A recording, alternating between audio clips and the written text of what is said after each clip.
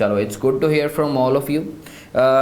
Let's have a quick look at example 9 which was given to all of you in our previous class. Sir सबसे पहले हमेशा requirement पढ़नी है. The requirement states that we are supposed to prepare corrected cash book as on 30th June 2019 और हमें जो है bank balance निकालना है. Compute the bank balance as would be appearing in the bank statement as at 30th June 2019. हमें cash book का balance निकालना है और उसके ज़रिए जो है हमें बैंक स्टेटमेंट का जो बैलेंस है वो ड्राइव करना है. जाहिर सी बात है बैंक रिकॉन जो है क्या कहते हैं हमें एक तरीके से बनानी है. तो आए let's have a quick look at the question.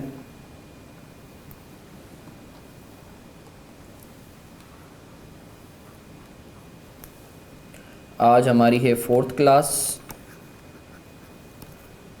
साल का आखिरी दिन.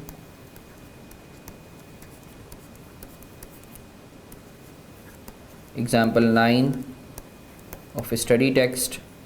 सर हमें कैश बुक बनानी है.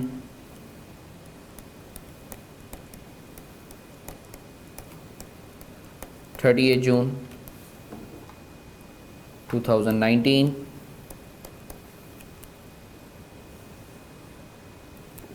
सबसे पहले फॉर्मेट बना लेते हैं. अच्छा सर MCQ है तो आप इसको जो है अपनी वर्किंग के अंदर भी दिखा सकते हो, ठीक है ना. No need to actually put on शशका. बैंक रिकन्सिलिएशन स्टेटमेंट आप लोगों ने पूरा लिखना है. सही आप ना भी लिखो तो क्योंकि आपकी ये वर्किंग होगी 30 जून 2019. अच्छा अगर आप एक बात नोट करो तो we are to calculate bank statement का फिगर. तो इसका मतलब ये है कि हमें स्टार्ट कहाँ से करना होगा. Adjusted balance of cash book. सही है सर. तो हमारे पास आ जाएगा balance as per bank statement. सही है sir. So we need to be very careful what examiner asks. सही है. अब सर हम लोग इसको क्विकली रीड कर लेते हैं.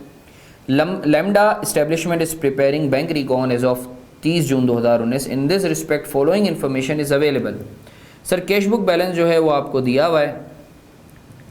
सर कैश बुक बैलेंस जो है वो आपको दिया हुआ है ओवरड्रॉन बैलेंस. इसका मतलब है कौन सा बैलेंस होगा हमारे पर्सपेक्टिव से. क्रेडिट बैलेंस होगा 3928,000 का.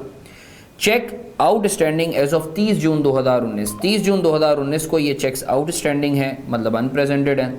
अमाउंटिंग ₹1,250,000. तो अगर तो यहाँ तक लिखा हुआ होता तो हम सीधा इसे बैंक रिकॉन में ले जाते, अनप्रेजेंटेड चेक की तरह ट्रीट कर लेते. सही है ना सर. बट अब मसला ये है सर, मसला ये है कि ये आगे बोलता है कि 1250 के अंदर कुछ ऐसी चीज़ें शामिल हैं. अ चेक ऑफ ₹10,000 डेटेड दिसंबर 2018. तुम्हारे दिमाग में फ़ौरन क्लिक हुआ चूँकि हम लोगों ने पढ़ा हुआ है post dated cheque, dishonoured cheque, stale cheque, cancel cheque के हवाले से. तो सर हम खड़े में 30 जून 2019 पे, जबकि इट स्टेट्स के ये जो चेक था 10,000 का ये 8 दिसंबर का था. Issued to a welfare organisation for donation. तो सर आउटस्टैंडिंग या अनप्रेजेंटेड चेक जो है, अनप्रेजेंटेड चेक जो बैंक में प्रेजेंट नहीं हुए अभी तक, ये बैंक रिकॉन में तो जाते हैं मगर उस अनप्रेजेंटेड चेक के अंदर 10,000 का चेक ऐसा शामिल है जो स्टेल है. मतलब वो तो बैंक रिकॉन में नहीं जाना चाहिए. वो तो आप अपनी बुक्स को एडजस्ट करो क्योंकि ये तो टाइमिंग डिफरेंस नहीं है. आपको तो अपनी बुक्स को एडजस्ट करना है. तो सर मुझे एक बात बताएं, जब हमने चेक को इशू किया होगा इस वेलफेयर ऑर्गेनाइजेशन के लिए और फिर ऑर्गेनाइजेशन की फेवर में, तो हमने अपने बैंक को या कैश बुक को क्या करा होगा, क्रेडिट करा होगा. तो अब हम सर जब हमें पता है ये स्टेल हो गया है तो हम इसको क्या करेंगे, हम इसको डेबिट करेंगे. यू वुड अप्रिशिएट कि मैंने बाकायदा आप लोगों को स्पून फीड करवाया था. जब हम ये कर रहे थे मैंने बाकायदा स्पून फीड आप लोगों को करवाया था और स्टेप बाय स्टेप बाकायदा पूरी मैंने एंट्रीज़ आपको बताई थी. ये देखो आप, मैंने आप लोगों को बताया था कि सर अगर तो पोस्ट डेटेड चेक होता है या टाइम बार्ड चेक होता है तो आपने क्या एंट्री पास करनी है. अगर हमने इशू किया है तो बैंक को डेबिट करना है, अकाउंट पेएबल या अदर पेएबल को क्रेडिट करना है. तो मैं उम्मीद करता हूँ आपको क्लैरिटी है. Now what we are gonna do, we are to move on to the format. ठीक है सर. अब सर हमें पता है ये 10,000 जो है ये कहाँ से आपका एक्चुअली एडजस्ट होगा, ये कैश बुक से एडजस्ट होगा. सही है. अच्छा सर डेबिट होगा क्रेडिट होगा. सर ये डेबिट होगा क्यों, क्योंकि जब आपने इशू किया होगा तो क्रेडिट करा होगा. Next it states a cheque of ₹150,000 dated 20th June 2019, dated 20th June 2019, mail to a supplier on 10 July 2019। Sir 20 जून का चेक था, मगर हमने सप्लायर को जो भेजा है वो 10 जुलाई को भेजा है, तो इफेक्टिवली यार ये तो अनप्रेजेंटेड नहीं है, ये तो हमारे पार्ट पे हमने भेजा ही नहीं है, तो सर ये तो कैश बुक के अंदर आपने गलत क्रेडिट कर दिया है, तो इसको भी आप अपने पार्ट पे सही करो। ये अनप्रेजेंटेड या आउटस्टैंडिंग चेक तो नहीं है, ये तो टाइमिंग डिफरेंस नहीं है, ये तो आपके पार्ट पे गलती है, तो सर ये भी कहाँ जाएगा, कैश बुक में जाएगा। सर इसको भी हम कैश बुक में डेबिट करेंगे, 2 के ए को, और दूसरे को भी कैश बुक में हम डेबिट करेंगे।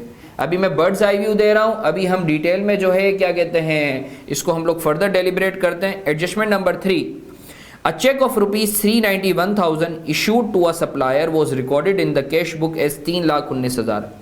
एक हमने पेमेंट करी थी सप्लायर को 3,391,000 की, हमने गलती से उसे 3,19,000 से रिकॉर्ड कर लिया।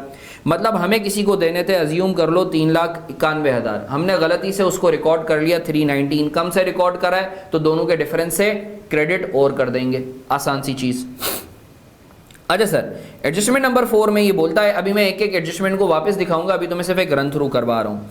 Checks received from customer amounting ₹6,70,000 were recorded in the cash book but not credited in bank statement. Sir uncleared cheque की बात हो रही है, अनक्लियर्ड चेक की बात हो रही है। बोलता है these cheques included a cheque dated 10 July 2019 amounting ₹25,000 received from a customer on 28 जून।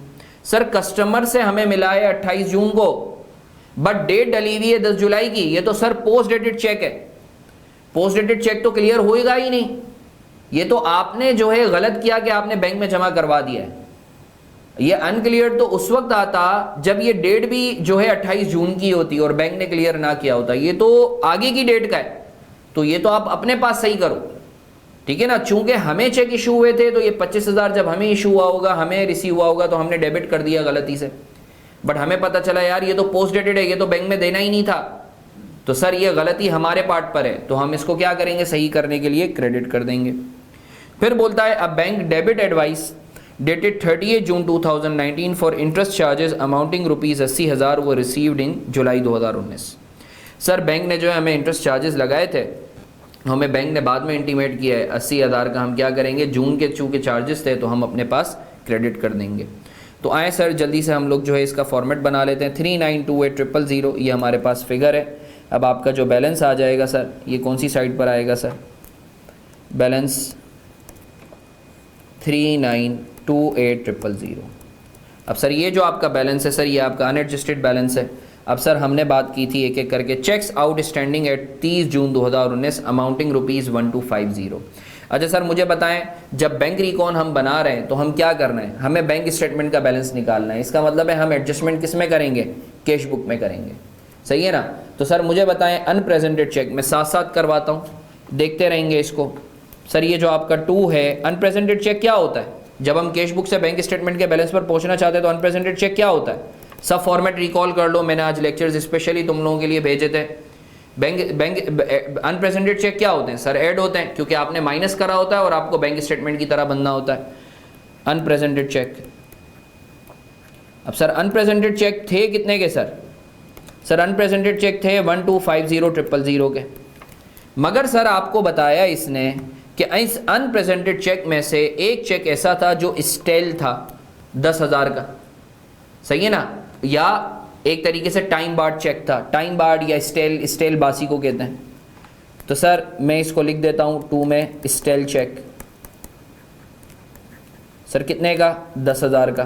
तो सर ये तो अनप्रेजेंटेड में आना ही नहीं चाहिए, ये तो आपका कैश बुक में से एडजस्ट होना चाहिए, क्योंकि ये तो बैंक कभी एक्सेप्ट करेगा ही नहीं, ये तो आपकी गलती है, आपको तो इसको तो वैसे ही निकाल देना चाहिए था। अच्छा सर इसके बाद a cheque of ₹1.5 mail to a supplier on 10 July, post dated cheque है। यू वुड अप्रिशिएट, बाकायदा ये मैंने तुम लोगों को स्पून फीड किया था एक एक उस पर, पोस्ट डेटेड चेक क्या होता है, उसका ट्रीटमेंट क्या होता है, हम इशू करें तो क्या होगा, हमने इशू करा हो तो क्या होगा, या हमारे लिए इशू हुआ 1.5 लाख, तो 1.5 लाख आप कैश बुक में से डेबिट करेंगे, और अनप्रेजेंटेड तो ये है ही नहीं, तो यहाँ से माइनस कर देंगे, ठीक है सर।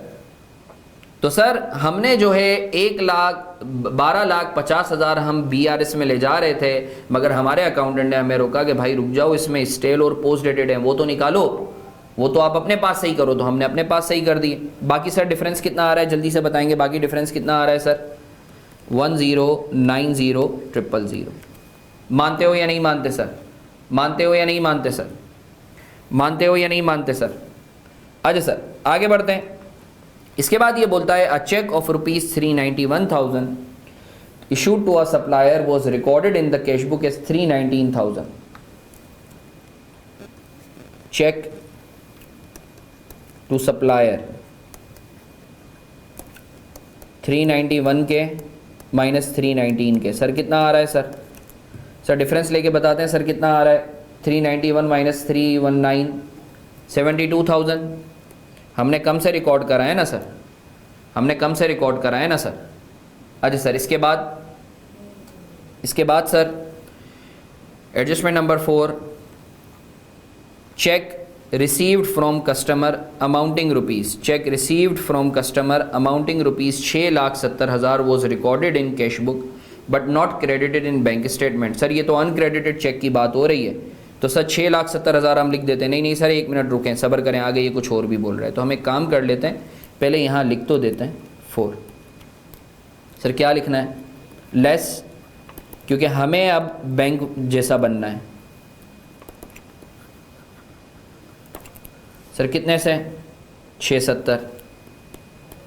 ये हम ऐड लेस करने जा रहे थे, हमारे अकाउंटेंट ने रोका। हमारे अकाउंटेंट ने बोला साहब these cheques include a cheque dated 10 July 2019 amounting rupees 25,000 receive from a customer on 28 June 2019। Sir 25,000 का एक चेक है जो कि पोस्ट डेटेड है, ये तो अनक्रेडिटेड में आना ही नहीं चाहिए था। ये तो सर आपके पार्ट पे गलती है, ये तो जो है बैंक में जमा ही नहीं होना चाहिए था। तो हम डेबिट करके बैठे हैं अपने पास, तो अब हम इसको क्या करेंगे? ये भी पोस्ट डेटेड चेक है, हम क्रेडिट कर देंगे। कितने से सर? 25,000 से, और 25,000 यहाँ माइनस कर देंगे। मुझे बताते हैं अमाउंट, प्लीज़ बताते हैं अमाउंट क्या आ रहा है? अमाउंट बताते हैं। 670 माइनस 25 सर कितना आ रहा है सर? 645,000। अच्छा जी, इसके बाद इट स्टेट्स अब बैंक डेबिट एडवाइस, बैंक ने डेबिट एडवाइस की, मतलब हम क्रेडिट करेंगे इंटरेस्ट एक्सपेंस 30,000 का, इंटरेस्ट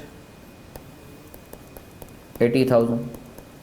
अच्छा जी मुझे टोटल करके बताते हैं, डेबिट बैलेंस आ रहा है, क्रेडिट बैलेंस आ रहा है। बड़ी साइड कौन सी है? बड़ी साइड कौन सी है? बड़ी साइड कौन सी है सर? Credit side 4105,000 4105,000। अच्छा इतना ही आ रहा है ना सर? मुझे ज़रा क्लोजिंग बैलेंस बताएंगे। क्लोजिंग एडजस्टेड कितना आ रहा है?